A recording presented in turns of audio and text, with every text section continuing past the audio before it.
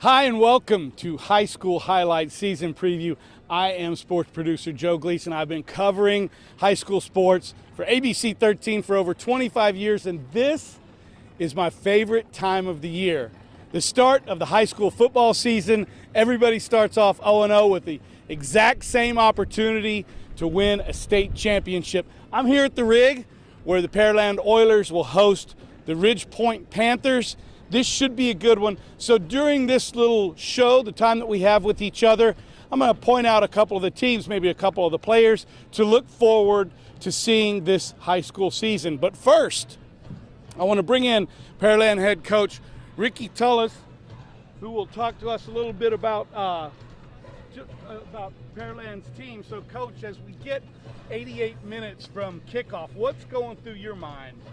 Well, I think just the excitement, as you were saying, Friday night football back again. I think it's my 21st year, and I'm telling you, every year it's butterflies and Christmas. You know, it's an awesome time just to get to see our kids. They put in so much work, and the joy from our community and just everybody here. What an awesome atmosphere tonight.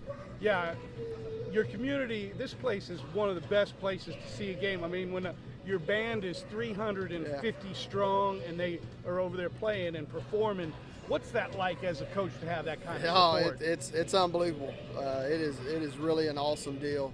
And you're right, our community, they come out and support, always have, and what a fabulous place. And our band, next to none. They're unbelievable. The energy that they bring to our team on a Friday night here at the Rig is just, it's a loss for words. I'm gonna tell you, you have to just experience it, and it'll wow you. Yeah. And what about your team, Coach? Just give me an overall outlook of what you've seen your team going up until this point, and just where you think you guys can go. Yeah, I mean, this group right here, this is going on my 4th year, so these guys were incoming freshmen when we got here, and so I've got a chance to watch them come through freshman, JV, varsity. Football, we have, 70-something football players on our team, and 50-something are seniors. So it's definitely a senior-laden group. They've put in a lot of work, and really excited to watch them come out this year and play. I mean, I've watched them grow up, and they're a close-knit group. They hang out a lot together, and I think that's definitely a key component to any successful program and team. Coach, you won a state champ. That's what we're all striving for here, is a state championship. You won one with George Ranch.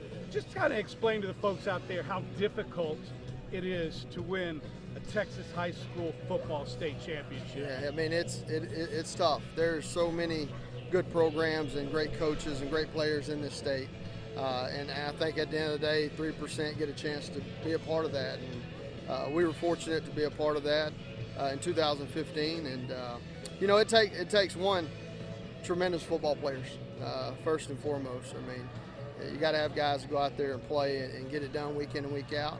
I think you got to have a great staff that is glued together. They understand the common goal of the program, and then all the support cast that people don't see on Friday nights, behind the scenes, from the community, the band, administration, you name it. It's everybody pulling the rope in the same direction, one team, and then you got to have the ball bounce your way some. You need to stay injury-free, stay healthy for the most part, have the ball bounce your way a little bit here and there, and I think you put some talent with a great staff and all the support from behind the scenes, you got a chance year in and year out. Well, Coach, I appreciate your time. Thank you. I wish you good health and good luck this season. I hope to see you at the last game. Thank you, John. Thanks Appreciate again. it. All right, that's Coach Ricky Tullis, and we're going to get Ridge Point head coach over here in just a second before we start getting into looking at the different teams in our area. Ridge Point lost to North Shore in the regional final last year, so they bring back a real experienced team. Bert Emanuel Jr. is their quarterback. He's not the only son of a rice owl on the Ridge Point Panthers team. Let's bring in Coach right here. Coach, why don't you step up and just let the folks out there know exactly who you are and how long you've been at Ridge Point. My name's Rick LaFavors. I'm the head coach at Ridge Point. This is going into my 2nd season.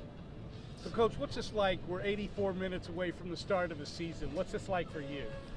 I mean, awesome. I love kind of my routines. We get off the bus, the kids walk the field, and I take my Chick-fil-A and go up in the stands and just kind of watch them be kids. And you know, they throw the ball around. Some of them are serious and do their own little routine, but it's just fun to watch them out there. Is kind of no pressure, just having fun. So that's kind of my routine when we get here. And awesome stadium. It was the first time I played here, and just a beautiful stadium. Yeah, Coach and I were talking about the atmosphere here with the 350-piece band and the things that go with that. Coach, do you just hope that your kids just remain relaxed? I mean, is that a key component of playing well, understanding your assignments, but do it in a relaxed atmosphere where you're not feeling like you've got to be somewhere? Yeah, so we talk about training for chaos and playing in the moment and you know, poise, whatever you want to call it, but just doing your job. You know, what's that next step, that next play, and when you do that, not worry about the big picture. You know, there's a great quote from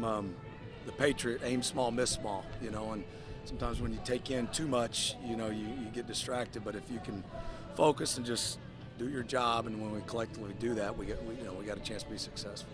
Well, you guys have quite a talented group, and with some experience. Can you just talk a little bit about your offensive side and your defensive side of the ball, some of the guys that you plan on leading this year? Yes, sir. So we got 4 returning starters on offense and 7 on defense. The 4 we have on offense are some key returners. It starts with the quarterback, Bert Emanuel Jr. Just a tremendous leader for us, definitely the captain of the ship, and makes everyone around him play better. And it's nice to have him year 2 in the system. You know, last year, I got hired March 16th, and then we got shut down with COVID. We weren't allowed to work out during the summer. September 7th was when we started, and we're playing a game 4 weeks later. So that's September 7th when they first saw me. So, you know, he didn't even hit his stride till about mid-season district and then really in the playoffs. So we feel like just going through off-season and everything, he has a great command of the offense, and just very blessed to have him. He's got, you know, great athletes out on the edge to throw to with Marvin Sessions, and got a new receiver that came out from basketball first time to play named Wilson Baptiste, number 10.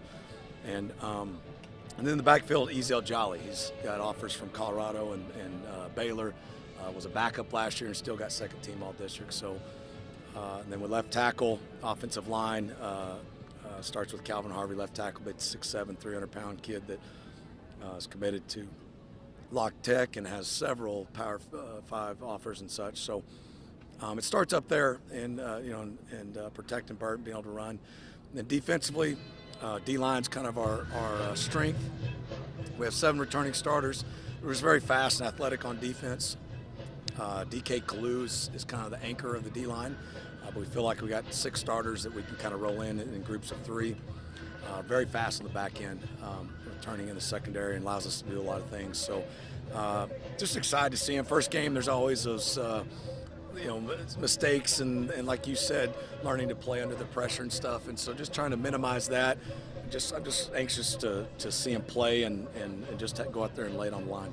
Coach, I was asking Coach Tullis just how difficult it is to win a state championship in Texas high school football. I mean, can you give the viewers out there an idea of what needs to happen? Well, I coached college for 14 years, and I've been in the Cotton Bowl and Texas Bowl and Sun Bowl and all those kind of things, and it is much more challenging, in my opinion, to go through the gauntlet of Texas high school playoffs, especially at the 5A and 6A level. It's just it weeds out quick, but then just every week the talent is astronomical, and I have so much respect. I think growing up I didn't understand how difficult it was, but once you're kind of on this side of the fence, if you will, I'm obviously jealous that he has one. It is something that you cannot take for granted and overlook, and the guys that have done it multiple times is mucho respect. So. Well, finally, just talk a little bit about the Ridgepoint community and how much support those guys give you, because in the end, this whole thing is about kids, community, and being together and positive things. Yeah, is that right? Absolutely. We talk about that with our family, and even though we're in a big school district, we have 11 high schools. The way Sienna's set up and in the community, it's kind of almost a one-horse town feel to it.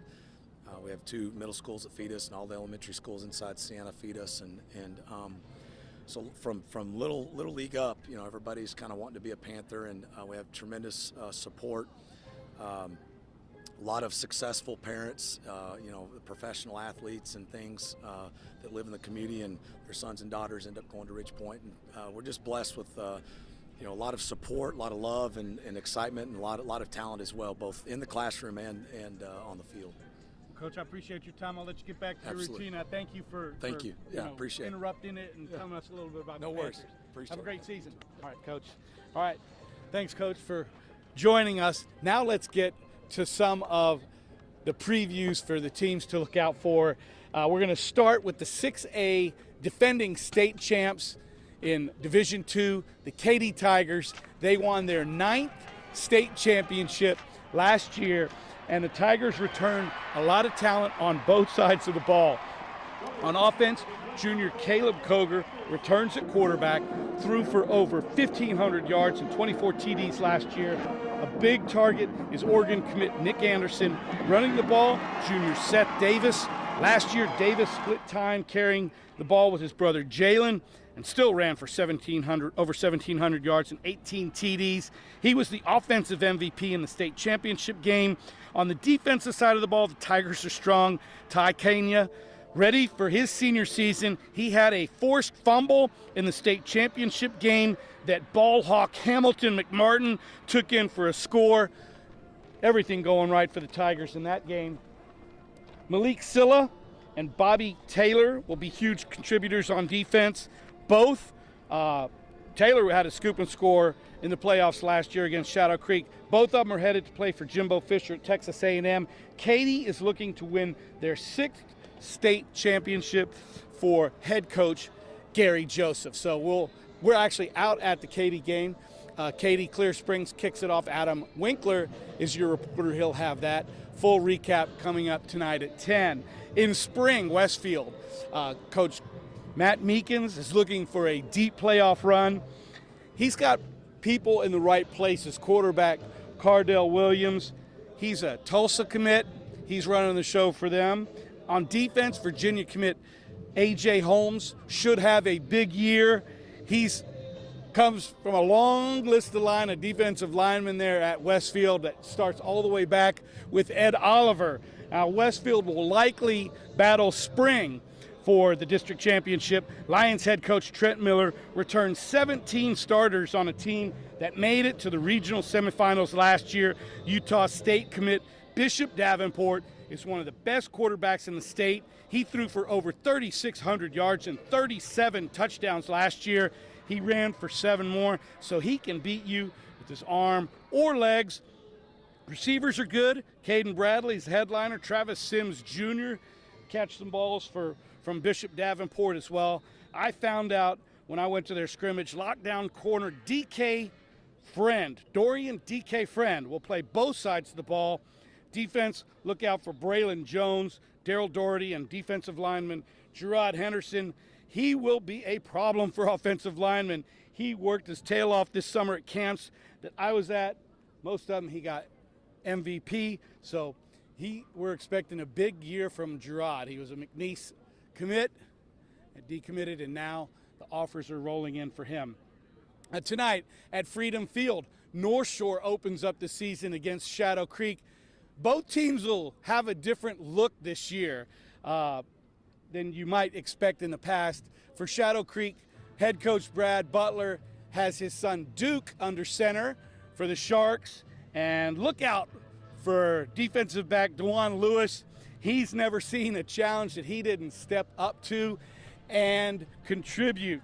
So the Mustangs, we'll talk about North Shore a little bit.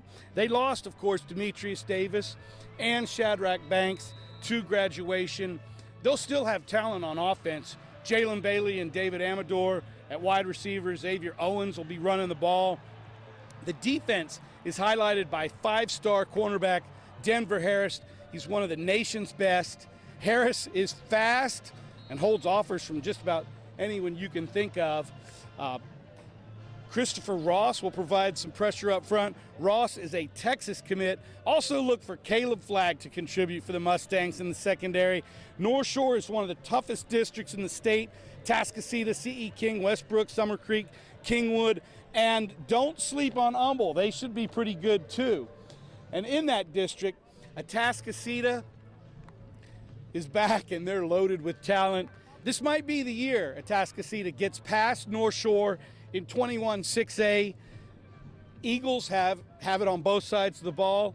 Last night I was at Turner Stadium for the Eagles taking on Klein Collins. Waited an hour and 15 minutes for the game to start, but when I did, fireworks were on. For Atascocita, Gavin Sessions, their quarterback, accounted for over 150 yards, had a couple of scores running, threw a touchdown to Chase Soul. I knew Atascocita had talent on offense, but the defense really impressed me. Benny Qualls had a pick six. Defensive front applied pressure the entire game. Sophomore Farrell Gordon active, so keep an eye on Atascocita. They could be really special this year. Now, let's take a look at some of the 5A. The tops in the 5A right now, as we enter the season, is Manville. Manville has experience and talent on both sides of the ball. Mavs return a couple of running backs that rushed for over 1,000 yards last year. DeMonte Seymour and Ty Harris, they'll carry the load for the Mavericks. They are playing in a tough district. Hightower, Pato, Foster, Angleton, and Terry, just to name a few. The defense will be strong with linebacker commit Justin Medlock and Purdue commit number 46, J.P. Dieter, leading the way. Safety Colin Wright is number 1. He's going to take his talents to Stanford next year. And Malachi McLean, he's a Colorado State commit. He should have a great year for the Mavericks.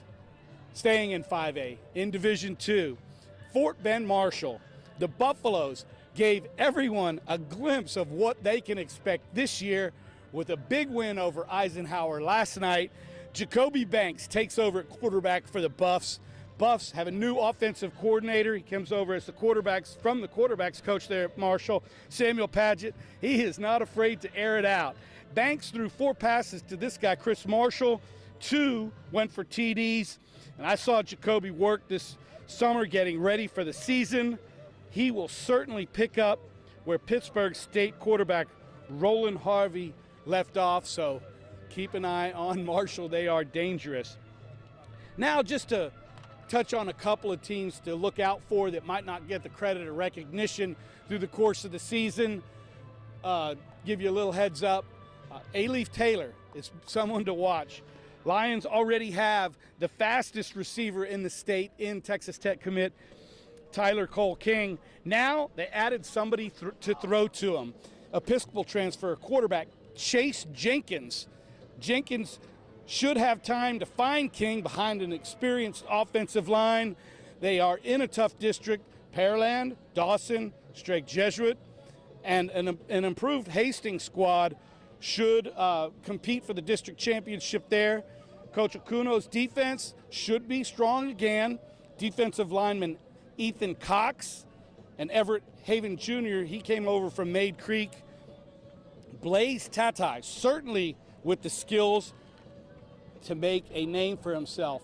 And in 5A, my sleeper are the Point Panthers. Now, you're probably thinking, well, they finished 9-2 last year. They're not a sleeper. Not a whole lot of people know about Pato, but they should. Very talented team. Last year they made it to the playoffs, and their playoff run got shut down by COVID. So there's a lot of kids out there in the community out there with a real bad taste in their mouth, real gut punch there. So they are looking to improve on what they did last year at 9-2. And so finally, before we wrap up things here on the high school highlights preseason show, just a couple players to watch this year. First from the game here, Coach already talked about Ridge Point's Bert Emanuel Jr. He's not the only son of a Rice player, as I said earlier. N.D. Kalu's son, who Coach talked about, DK is a defensive lineman for the Panthers. And for Pearland, I love the way Colorado commit Dylan Dixon plays. He's a linebacker that plays all over the field. He's the nicest guy off the field, but somehow when he gets on the field, the switch is flipped and he turns into a different guy. He loves fishing off the field, catches more fish than his icebox will hold. So Dylan Dixon, he's a Colorado commit. Keep an eye on him this year. He's fun to watch. He'll play both sides of the ball. As far as the Tascasita, offensive tackle Cam Dewberry, somebody I saw last night. He's fun to watch. Cam has narrowed his college choices to Texas, Texas A&M, Oklahoma, Ohio State, and Alabama. So really can't go wrong with any of those choices. And my final guy to watch is running back from El Campo, Texas, Reuben Owens II. He is fun. He is fun out there. If you get a chance to check out El Campo, do it. He wants to rush for 3,000 yards this season. That is his goal. So we're going to keep an eye on what Reuben does. And he's a great kid off the field, great kid on the field. So that is kind of a look at the season and things like that. Please leave your comments for us on who you think we should keep an eye on, or what team or what community has the best spirit out there. This is a great kickoff to the season, and we sure appreciate you joining us. I am sports producer Joe Gleason. You guys have a great season.